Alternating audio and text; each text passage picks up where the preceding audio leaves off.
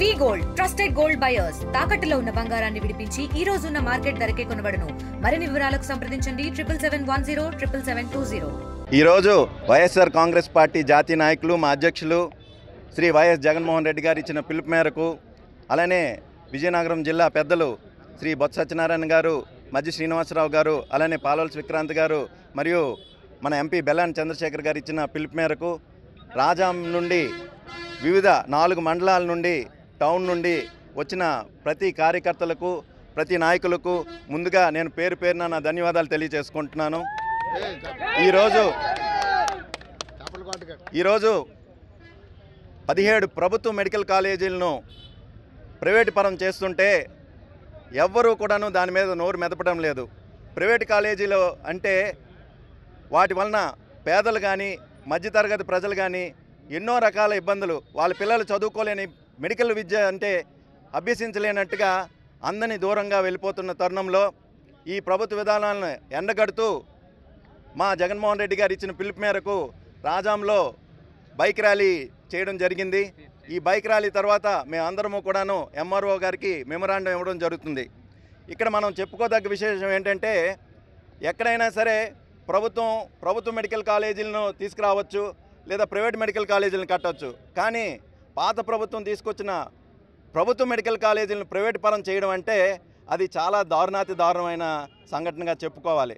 ఎందుకంటే వాళ్ళు అనుకున్న వ్యక్తులకు, వాళ్ళకి కావాల్సిన వ్యక్తులకు ఈ యొక్క మెడికల్ కాలేజీలు కట్టబెట్టాలనే ఒక దురుద్దేశంతో ఈరోజు కూటమి ప్రభుత్వం ఇలాంటి చర్యలు తీసుకుంది. దీన్ని ఎవ్వరూ కూడా హర్షించరు. దీనికి వైఎస్ఆర్ కాంగ్రెస్ పార్టీ ఒక్కటే కాకుండా ఒకసారి ఆలోచన చేయాలి.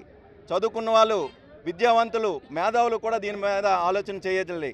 అలాగే ఈ రాష్ట్ర వ్యాప్తంగా జరుగుతున్న ఈ సమ్మె గురించి కూడా దేశవ్యాప్తంగా కూడా ఒకసారి చర్చ జరగాలని మేము ఆశిస్తున్నాం. ఎందుకంటే ఇక్కడ ప్రతిదీ కూడాను నిరంకుశంగా ఉంది.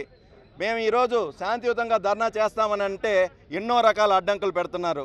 మేము రావడానికి కూడాను మాకు ఎన్నో ఆంక్షలు, మా మీద కేసులు పెడతామంటూ బెదిరిస్తున్నారు. ఇక్కడ కేసుల కోసం ఎవరు బెదిరైపోయేది ఎవరు లేరు. ఎందుకంటే మేము చేసే తప్పు కాదు, మేము ప్రజల పక్షానే నిలబడ్డాం, పేదల కోసమే మేము ఈరోజు ఈ దీక్షలు చేస్తుందంతా కూడా. ఈ దీక్షలు ఆపడానికి మీరు చూసే బదులు మీరు చేస్తున్న తప్పును మీరు తెలుసుకొని ఈ కుటుంబ ప్రభుత్వం తక్షణం ప్రైవేట్ మెడికల్ కాలేజీని రద్దు చేసి వాటిని ప్రభుత్వ పరంగానే కంటిన్యూ చేయాలని కోరుకుంటున్నాను. ఒకవైపు చూస్తే మన రాష్ట్రం చాలా ఆర్థికంగా ఎన్నో దిగాలు అయిపోయింది. ఈ యొక్క సంవత్సరం 8 నెలల్లోనే 2 లక్షల కోట్లకు పైగా ఈరోజు అప్పు తీసుకొచ్చారు. ఇన్ని లక్షల కోట్లు అప్పు తెచ్చారే, కేవలం 5,000 కోట్లు మీరు కానీ ఈరోజు వెచ్చిస్తే అన్ని మెడికల్ కాలేజీలను కూడాను ప్రభుత్వ పరం చేసి, అలానే పేదలకు సూపర్ స్పెషాలిటీ వైద్య సేవలన్నింటినీ కూడా మీరు ఉచితంగా ఇవ్వచ్చు. ఇవే కాకుండా ఈరోజు కేజీహెచ్ తీసుకుంటే ఎందరో అభాగ్యులకి, అనాథలకి కూడాను అది ఒక కేర్ ఆఫ్ అడ్రస్గా ఉంది ఆరోగ్యరీత్యా. అలాంటి కేజీహెచ్లు ఈరోజు రాష్ట్ర వ్యాప్తంగా ఇంకో 17 రాబోతున్నాయంటే అది హర్షించాలి.